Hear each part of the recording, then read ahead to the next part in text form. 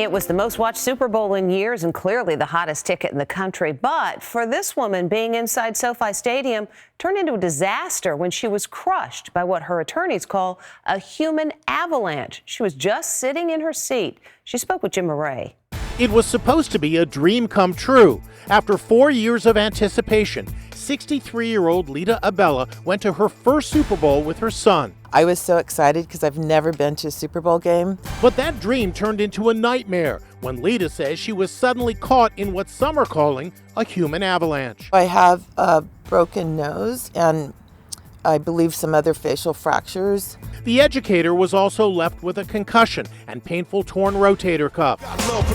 She says it happened just after the halftime show. Lots of fans took a break to go to the restroom or buy food.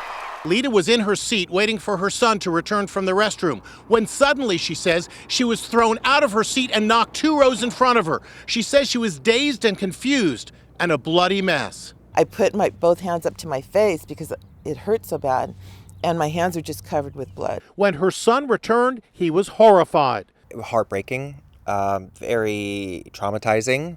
I mean, nobody wants to see a loved one in such pain, especially with that much blood. Mom and son Christian were sitting in the nosebleed section for seats that cost them $9,000.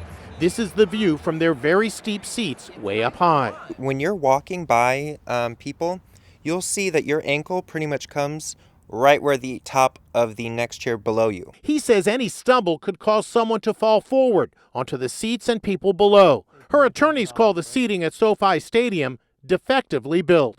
A couple fans were, just talking to each other, excited about what's going on in the game.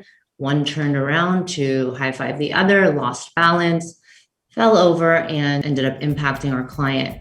Police issued a statement saying there was no human avalanche in the section where Lita was sitting. They point out that she was the only person who suffered an injury. She says she's hoping someone caught what happened on video to back up her account.